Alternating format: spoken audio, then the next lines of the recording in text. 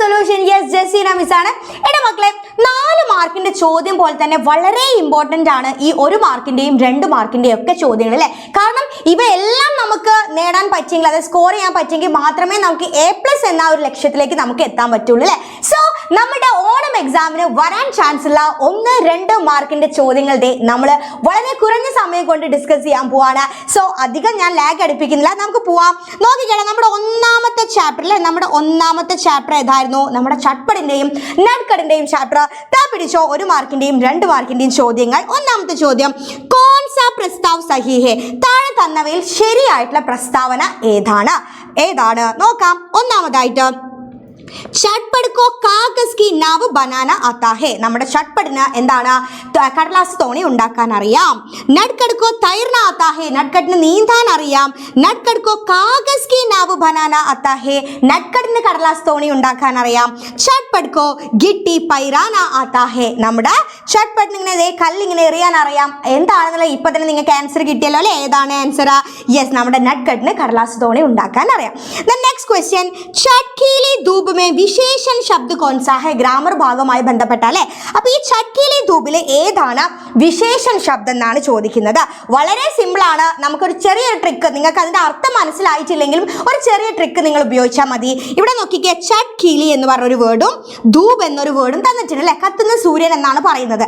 അപ്പം ഇങ്ങനെ 2 വേർഡ് തന്നിട്ടാണ് അതിൽ വിശേഷൻ ശബ്ദം ചോദിക്കുക. സോ ഒരു ഡൗട്ടും വേണ്ട, ഒന്നാമത്തതായിരിക്കും കേട്ടോ. ഈ രീതിയിൽ നിങ്ങൾക്ക് അർത്ഥം മനസ്സിലായിട്ടില്ലെങ്കിൽ ഈ രീതിയിൽ കണ്ടുപിടിക്കാം. 2 വേർഡ്സ് തരും, അതിന് ഒന്നാമത്തതാണ് എന്താ? വിശേഷൻ ശബ്ദം. ഓക്കെ, നെക്സ്റ്റ് ക്വസ്റ്റ്യൻ നോക്കിക്കേ.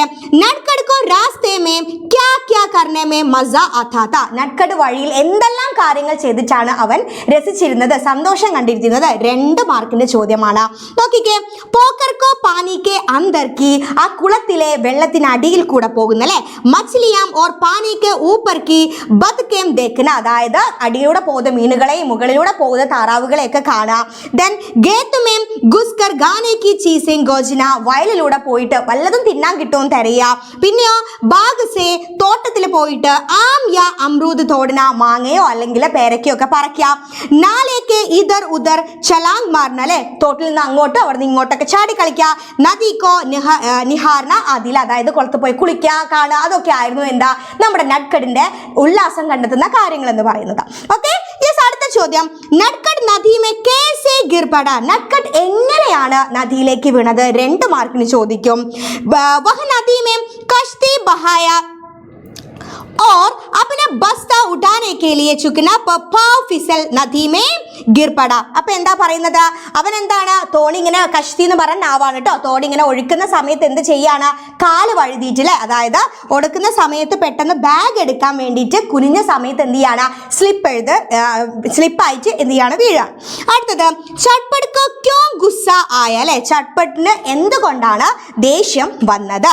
പുൽ പർ ചഡ്കർ ഘർ ജാനെ കെ ബജായ്? അതായത് പാലത്തിലൂടെ കയറി വീട്ടിലേക്ക് പോകുന്നതിന് പകരം നട്ട്കട്ട് പുൽ കെ നീച്ചെ നദി കിനാരെ ഗഡേ ദേക്കർ ചട്ട്പട് കോ ഗുസ്സ ആയ? പകരം പാലത്തിന് താഴെ നദി തീരത്ത് പോയി നട്ട്കട്ട് നിൽക്കുന്നത് കണ്ടിട്ടാണ് എന്താ? നമ്മുടെ ചട്ട്പടിന് ദേഷ്യം വന്നത്. അടുത്ത നോക്കിക്കേടാ, നമൂനയ്ക്ക് അനുസാർ ലിഖേ? ഇതൊരു ഗ്രാമർ ഭാഗമായി ബന്ധപ്പെട്ടാണ് അല്ലെ. നമുക്കൊരു എക്സാമ്പിൾ തന്നിട്ടുണ്ട്, അതേപോലെ എന്ത് ചെയ്യാം? അടുത്ത ചോദ്യം എഴുതാം. നോക്കിക്കേ, നമുക്ക് തന്നിരിക്കുന്നത് ചട്ട്പട് തൈർ താഹേ എന്നുള്ളത് എന്തായി മാറി? ചട്ട്പട് തൈർ രഹാഹേ എന്നായി മാറി. ദെൻ ഈ രീതിയിൽ നമുക്ക് തന്നത് നമ്മൾ മാറ്റി എഴുതണം. നോക്കിക്കേ, ചട്ട്പട് ഓർ നട്ട്കട്ട് ദൗഡ്തേ ഹേ അല്ലേ.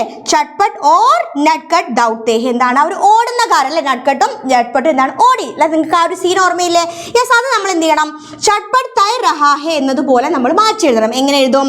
ചട്ട്പട് ഓർ നട്ട്കട്ട് ദൗഡ് രഹേ ഹേ. ഇവിടെ തൈർത്താന്നുള്ളത് തൈർ രഹാഹേ എന്നായി. അപ്പൊ ദൗഡ്തേ എന്ന് വരുന്ന സമയത്ത് ദൗഡ് രഹേ ഹേ എന്നായി മാറും. ഓക്കെ, അപ്പം ഈ രീതിയിലാണ് ഈ ഒരു ചാപ്റ്ററിന് നമുക്ക് 1-2 മാർക്കിന് ചോദ്യങ്ങൾ പ്രതീക്ഷിക്കാവുന്നത്. നമ്മുടെ രണ്ടാമത്തെ ചാപ്റ്റർ ഏതായിരുന്നു? യെസ്, നമ്മുടെ രണ്ടാമത്തെ ചാപ്റ്റർ ബഹുദിനോ കെ ബാദിൽ നിന്ന് വരാൻ പോകുന്ന ചോദ്യങ്ങൾ നോക്കിക്കേടാ. बहुत दिनों के बाद किसकी रचना है? ഈ बहुत दिनों के बाद എന്ന് പറഞ്ഞത് ആരുടെ രചനയാണ്? പ്രഭാത, രമേശ് ഉപാധ്യായ്, നാഗാർജുൻ, മോഹൻ രാഗേഷ്. ആരുടേതാണ് അല്ലേ? നാഗാർജുനാണ്. അടുത്തത്, बहुत दिनों के बाद किस विधा की रचना है? എന്ത് തരം രചനയാണ്? കവിത, കഹാനി, ലേഖ, നാടക്. ഏതാണ്? കവിതയാണ്. അടുത്തത്, താസ फूल इसमें विशेषण शब्द कौन सा है? താസ ഫൂൽ അല്ലേ, നമ്മൾ നേരത്തെ പറഞ്ഞതുപോലെ താസ ഫൂൽ എന്ന് പറയുമ്പോൾ ഒന്നാമത്തത് തന്നെ അല്ലേ ഏതാണ്? താസയാണ് എന്ത്? യെസ്, വിശേഷൺ ശബ്ദ. അടുത്ത ചോദ്യം, ബഹുദിനോ കെ ബാദ് കവി അബ് ജി പർ ക്യാ ഘാസ് ക്യാ ചൂസേ അല്ലേ, അതായത് ഒരുപാട് ദിവസങ്ങൾക്ക് ശേഷം, ഒരുപാട് നാളുകൾക്ക് ശേഷം കവി എന്താണ് മനസ്സ് നിറയെ ഭക്ഷിച്ചത്? എന്താണ്? താൾ മക്കാന ഖായ ഓർ ഗന്നെ ജ്യൂസ് അല്ലേ, താൾ മക്കാന എന്ന് പറഞ്ഞ ധാന്യം കഴിച്ചു, അതുപോലെ എന്താണ് നമ്മുടെ കരിമ്പിൻ ജ്യൂസ് അല്ലേ. അടുത്ത ചോദ്യം നോക്കിക്കേ, ബഹുദിനോ കെ ബാദ് കവിനെ ക്യാ ജി പർ ഭോഗേ, എന്താണ് മനസ്സ് നിറയെ ഒരുപാട് കാര്യങ്ങൾ അനുഭവിച്ചു എന്ന് പറയുന്നുണ്ട് അല്ലേ. എന്തെല്ലാം കാര്യങ്ങളാണ് നോക്കിക്കേ. ഈസ് ഭൂമി പർ, ഈ ഒരു ഭൂമിയിലെ ഗന്ധ രൂപ് രസ് ശബ്ദ സ്പർശ സബ് സാത്ത് ജീബർ ഭോഗെ, കണ്ണു നിറയെ കണ്ടു കേട്ടു അല്ലേ, അതുപോലെ ടേസ്റ്റ് ചെയ്തു ടച്ച് ചെയ്തു, എല്ലാ സുഖങ്ങളും എന്ത് ചെയ്തിട്ടുണ്ട്? എല്ലാം എന്ത് ചെയ്തിട്ടുണ്ട്? യെസ്, നമ്മുടെ കവി അനുഭവിച്ചിട്ടുണ്ട്. ഓക്കെ, ദെൻ നമ്മുടെ മൂന്നാമത്തെ ചാപ്റ്റർ ഗറിൽ നിന്ന് എന്തൊക്കെ വരുവാടാ? ചോദ്യം നോക്കിക്കേ, തത്തയ്യ യഹാം കിസ്കെ ബാരെ മേ ബാത് കർ रही है, തത്തയ്യ ആരെ കുറിച്ചാണ് സംസാരിക്കുന്നത്? ചിപ്കലി K Bare may, ഗിർഗിഡ് K Bare may, Farhad K Bare may, ചൂഹെ K Bare may അല്ലേ. നമുക്കറിയാം ഫർഹാദിനെ കുറിച്ചായിരുന്നു അല്ലേ, Farhad K Bare may. Yes, പിന്നെ എന്താ പറയുന്നത്? കോഷ്ടക് സെ സഹി ശബ്ദ ചുൻകർ വാക്യ കോ ആകെ ബഡായേ, ഈ ബ്രാക്കറ്റിൽ നിന്നും ശരിയായിട്ടുള്ള ഒരു വാക്ക് തിരഞ്ഞെടുത്ത് എഴുതിയിട്ട് എന്ത് ചെയ്യാം? ഇവിടെ എന്ത് ചെയ്യാം? അടുത്ത്, അതായത് നമുക്കിവിടെ 2 സെന്റൻസ് തന്നു, ദെൻ നമ്മൾ എന്ത് ചെയ്യണം? ഇതിൽ ഒരു വേർഡ് യൂസ് ചെയ്തിട്ട് അടുത്ത സെന്റൻസ് ഉണ്ടാക്കണം, ദെൻ നെക്സ്റ്റ് യൂസ് ചെയ്തിട്ട് അടുത്ത, അങ്ങനെ 2 സെന്റൻസ് നിങ്ങൾ ഉണ്ടാവണം കേട്ടോ. വാക്യ പിരമിഡ് പോലെയുള്ള ചോദ്യമാണ്. അപ്പൊ നമുക്ക് നോക്കാം. ഒന്നാമത്തെ നോക്കിക്കേ, ഫർഹാദ് പഠിത്തേ ഹേ, ഫർഹാദ് കിതാബ് പഠിത്തേ, ഫർഹാദ് വായിക്കാറുണ്ട് അല്ലേ, ഫർഹാദ് കിതാബ് വായിക്കാറുണ്ട്. ഓക്കെ, അപ്പൊ അടുത്ത് എന്താ വരിക?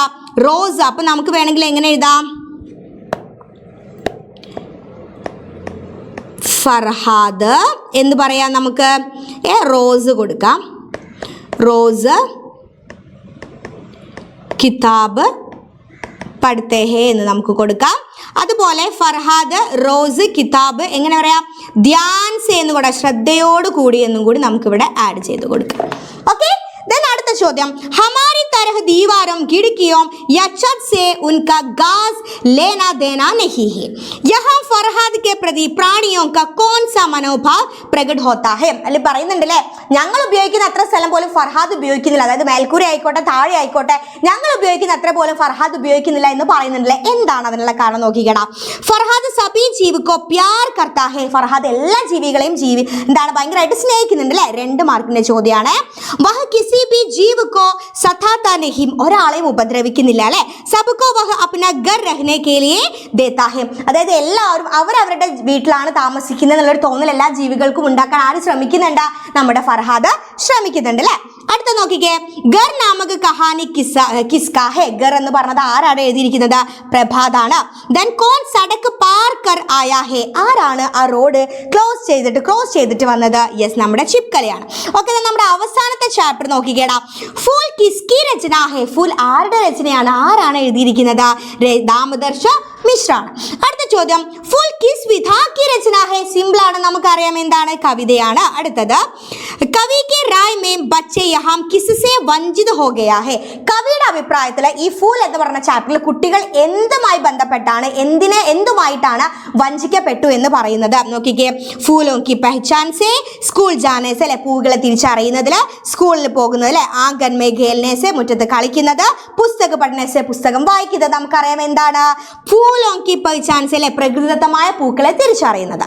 അടുത്ത ചോദ്യം, ജൈസെ ബിനാ മോസം ബാഹർ ആ ഗയി ഹോ ഇസ് पर अपना मत प्रकट करें, 2 മാർക്കിൽ, അതായത് വസന്തകാലം അല്ലെ, അതായത് ആ ഒരു സീസൺ വരാതെ, ആ ഒരു വസന്തകാലം വരാതെ തന്നെ എന്താണ് ഇതൊരു പൂക്കാലമാണെന്ന് പറയുന്നുണ്ടല്ലോ, അതായത് എന്താ പ്രത്യേക സീസൺ ഇല്ലാത്ത ഒരു പൂക്കാലം. ഓക്കെ, വസന്ത ഫൂലോങ്ക ഋതു, എന്തുകൊണ്ട് അങ്ങനെ പറഞ്ഞത്? പ്ലാസ്റ്റിക് പൂക്കളെ കുറിച്ചാണ് പറഞ്ഞത് അല്ലേ. കാരണം വസന്തം എന്ന് പറയുന്നത് പൂക്കളുടെ കാലമാണ്, പക്ഷെ പ്ലാസ്റ്റിക് പൂക്കൾക്ക് അങ്ങനത്തെ ഒരു പ്രത്യേക സീസണിന്റെ ആവശ്യമുണ്ടോ? ഇല്ല. അപ്പൊ അത് തന്നെയാണ് അല്ലെ, വസന്ത ഫൂലോങ്ക ഋതു ഹേ, ഈ പൂക്കാലം എന്ന് പറയുന്നത് എന്താണ്? യെസ്, പൂക്കളല്ലേ, വസന്തകാലം എന്ന് പറയുന്നത് പൂക്കളുടെ കാലമാണ്. പ്ലാസ്റ്റിക് ഫൂൽ നക്ലി ഹേ, അപ്പൊ എന്താണ്? ഈ ഡ്യൂപ്ലിക്കേറ്റ് ആണല്ലേ, ഡ്യൂപ്ലിയാണ് എന്താ? ഈ പ്ലാസ്റ്റിക് പൂക്കൾ. ഇൻകേലി, അതുകൊണ്ട് എന്ത് വേണ്ട? വസന്ത ഋതു കി ജറൂരത് നഹി, അവർക്ക് വസന്തകാലത്തിന്റെ ആവശ്യം ഇല്ല. അടുത്തത്, ഏക് ഹി ഭാവ് സേ ഹമേശ ടഹത്തെ രഹത്തെ യെ ഫൂൽ കവി ने ऐसा क्यों कहोगा എല്ലായ്പ്പോഴും ഒരേപോലെയാണെന്ന് കവി പ്ലാസ്റ്റിക് പൂക്കളെ പറയുന്നുണ്ട്. എന്തുകൊണ്ടാണ്? 2 മാർക്കിന് നോക്കിക്കേ. ഗിൽന ഓർ മുർച്ചാന വിടരുക അല്ലെങ്കിൽ വാടുക എന്ന് പറയുന്നത് എന്താണ്? പ്രകൃതി ഫൂലോं की सबसे बड़ी खासियत है. ഈ പ്രകൃതിദത്തമായ പൂക്കളുടെ പ്രത്യേകതയാണ് വിടരുക അല്ലെങ്കിൽ വാടുക. ഇത് രണ്ടും എന്താണ്? സാധാ പ്രകൃതിദത്തമായ പൂക്കളെ ചെയ്യാറുള്ളൂ. നക്ലി യാ പ്ലാസ്റ്റിക് ഫൂലോं में कोई परिवर्तन नहीं आता. ഈ പ്ലാസ്റ്റിക് പൂക്കൾക്ക് ഇത്തരത്തിലുള്ള മാറ്റങ്ങളൊന്നും സംഭവിക്കാറില്ല. വേ ഹമേശ ഏക് ഹി ഭാവ് സേ രഹത്തെ ഹേ. അത് എല്ലായ്പ്പോഴും എന്താണ്? ഒരേ ഭാവത്തിലാണ് അത് കഴിയുന്നത്. ഓക്കെ, അപ്പൊ ഇത് നമ്മൾ ഒരുപാട് 1 മാർക്കിന്റെയും 2 മാർക്കിന്റെയും ഒക്കെ ചോദ്യം നമ്മൾ ഡിസ്കസ് ചെയ്തു. ഇനിയും ഒരുപാട് 1 മാർക്കിന്റെയും 2 മാർക്കിന്റെയും ഒക്കെ ചോദ്യങ്ങൾ നിങ്ങൾക്ക് വേണമെന്ന് തോന്നില്ലേ? യെസ്, അതിന് നിങ്ങൾ എന്ത് ചെയ്യുക? ഇന്ന് കറക്റ്റ് 7:15 7:15 എന്ത് ചെയ്യുന്നുണ്ട്? അടിപൊളിയായിട്ട് MS സൊല്യൂഷൻ നമ്മുടെ 9th യൂട്യൂബ് ചാനലിൽ ഞാൻ എന്ത് ചെയ്യുന്നുണ്ട്? ഒരു അടിപൊളി RSQ ആയിട്ട് വരുന്നുണ്ട്. സോ നിങ്ങൾ കറക്റ്റ് ടൈമിന് മാക്സിമം ഫ്രണ്ട്സിനെ കൂട്ടി വരാം. അപ്പം നമുക്ക് കൂടുതൽ ക്വസ്റ്റ്യൻസ് ഡിസ്കസ് ചെയ്യാം. അപ്പം നമുക്ക് അവിടെ വെച്ച് കാണാം.